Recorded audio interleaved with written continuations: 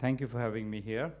What I want to talk about is kind of the fact that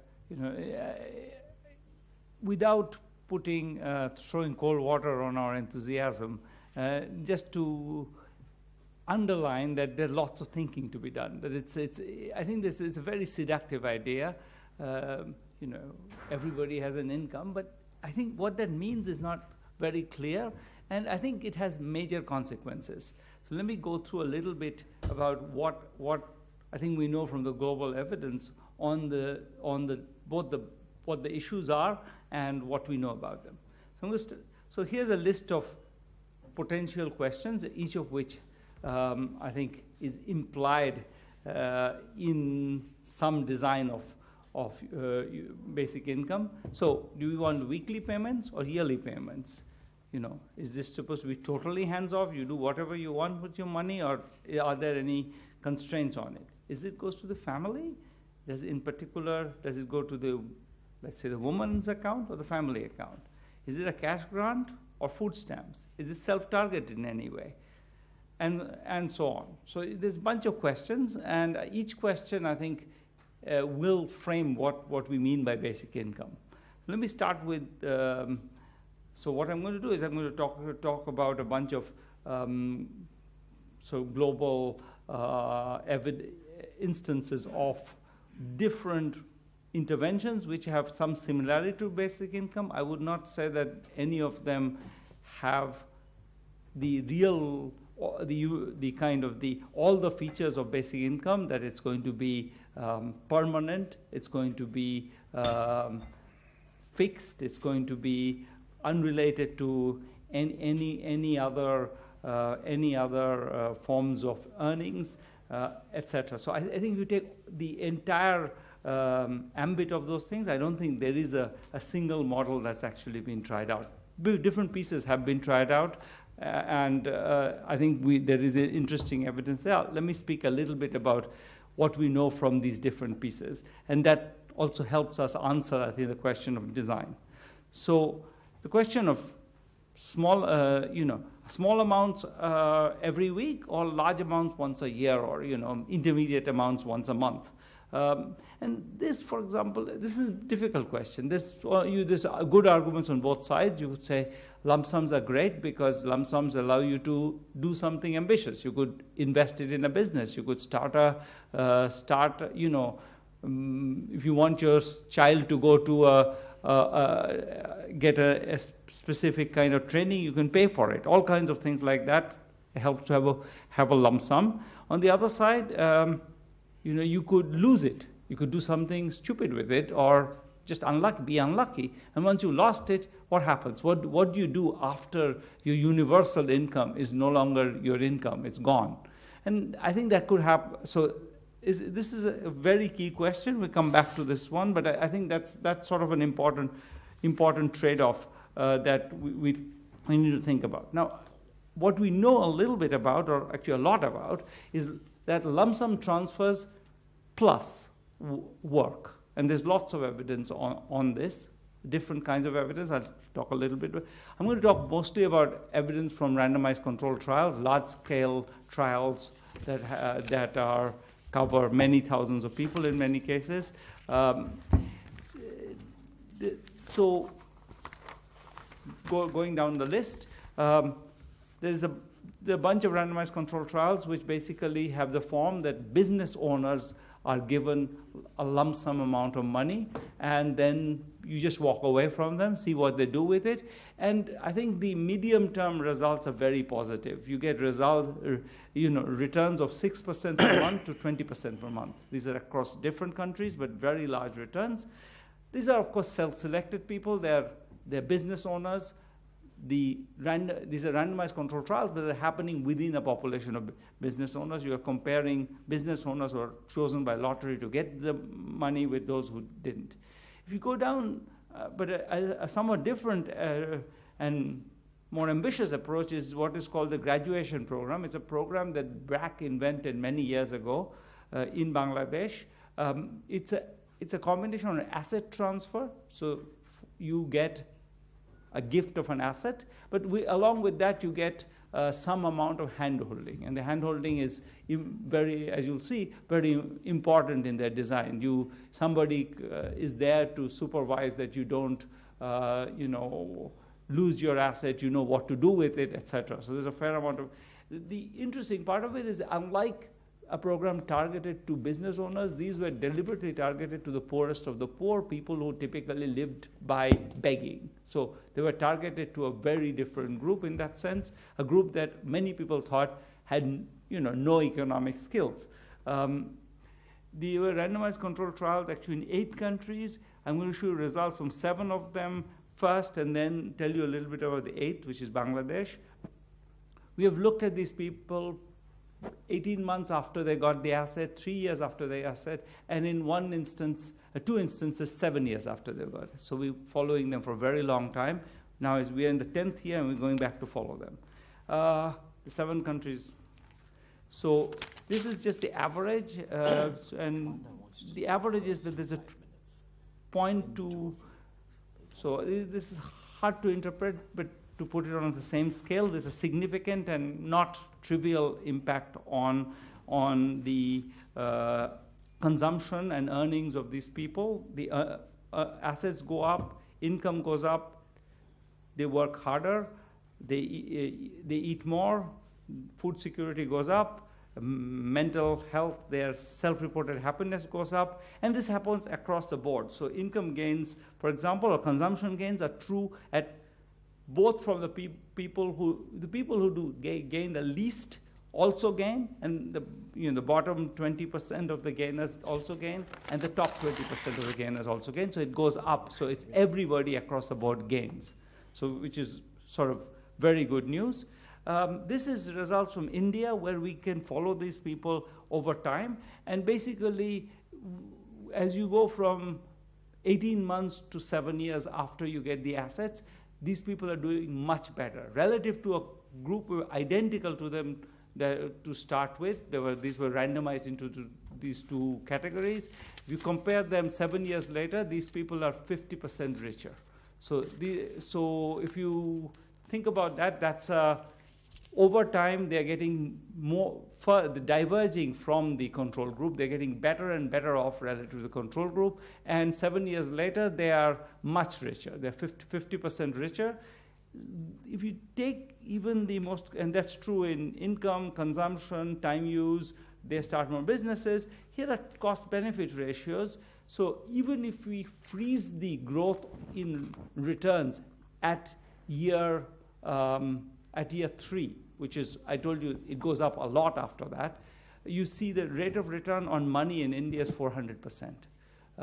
So this is a massive underestimate. If you redo it with the 7-year numbers, this will be a 700% return. So these are enormous returns on investment. So these are people, this is not that I'm giving people money and they are holding on to it. This is that you're giving people money and the money is turning into much more money over time. So these are very, very high rates of return. Similar returns in Bangladesh, very, very similar actually. BRAC's own program there's a randomized control over BRAC's own program that has very similar returns to the one in India. Maybe not surprisingly, since the one in India was in West Bengal. And the results are very, very similar, very large. They also followed them for 7 years. 3 different programs in Uganda. Again, they are similar in the sense that you get a lump sum of money and you get a bunch of kind of nudges or some hand-holding, some encouragement. If you combine that, again, you get, after 4 years, you see 40% higher income gains for those who were involved in this. So these are very, very large gains and seem sustained and growing, in fact. So this is the downside on this program, which is very clear, is that I keep emphasizing there's lots of hand-holding. The cost of the hand-holding is not trivial. It's 50% of the cost of the program.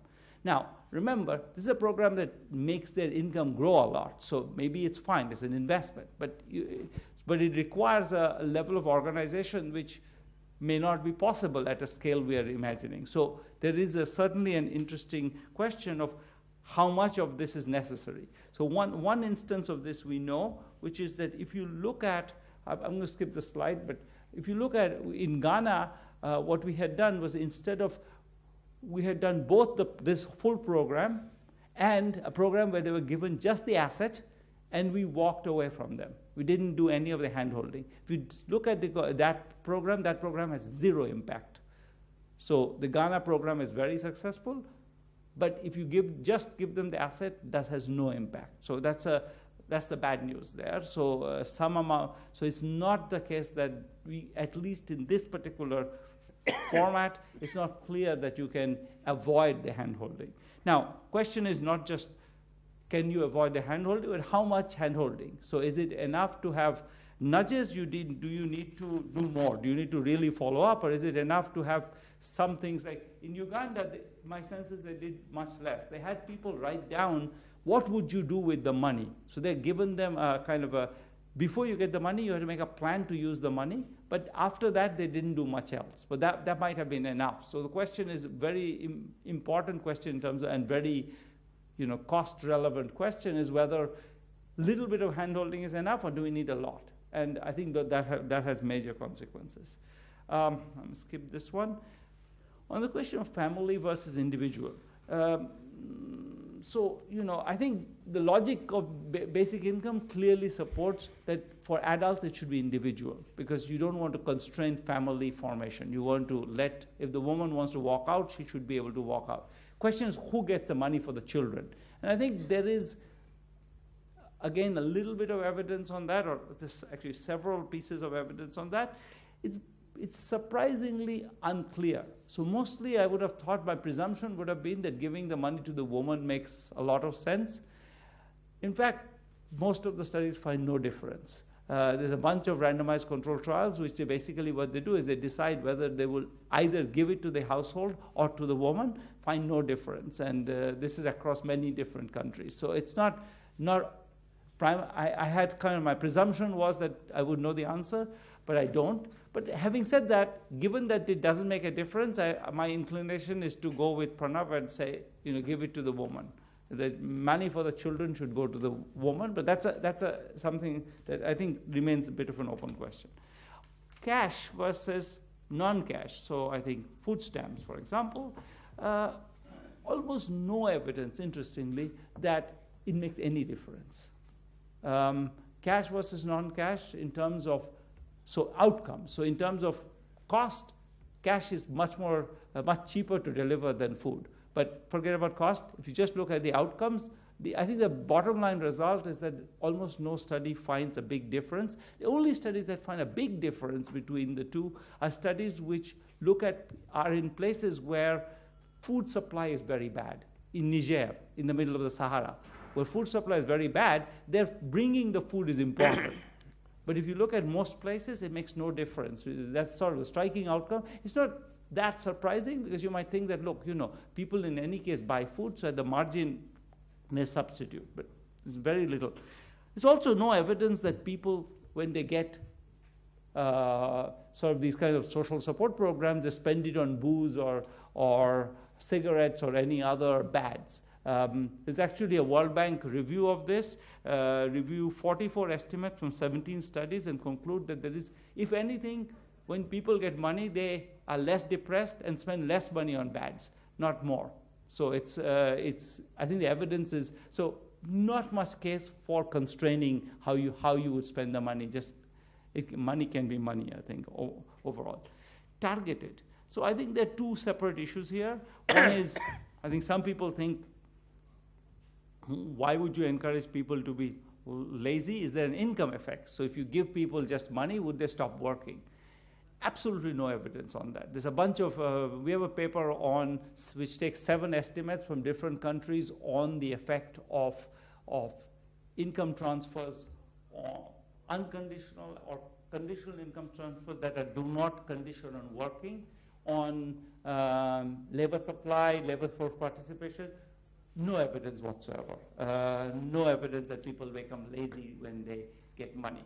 I think there's lots of claims to that effect, but I think the evidence is very precisely zero.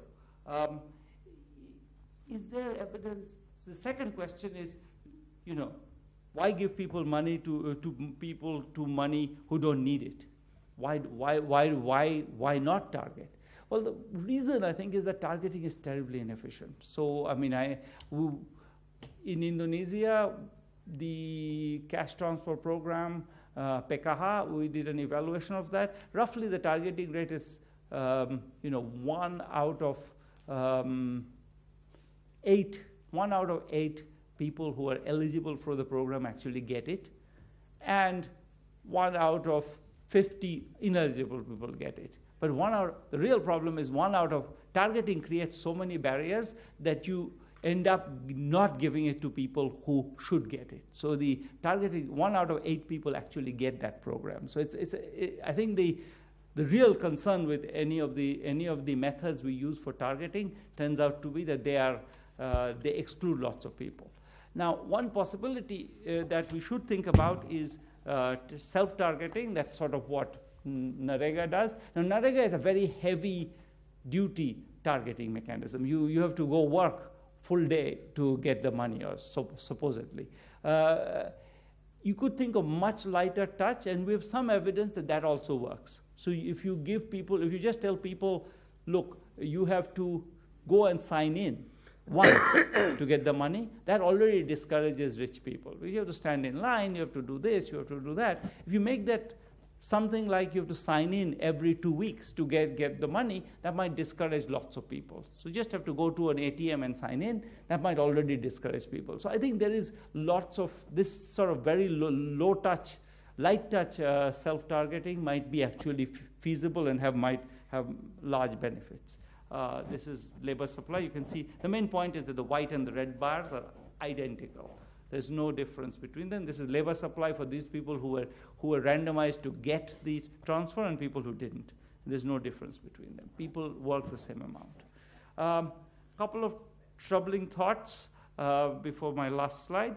One is, what do you do about people who become destitute? They take a loan against their weekly payment, and that's canceled out.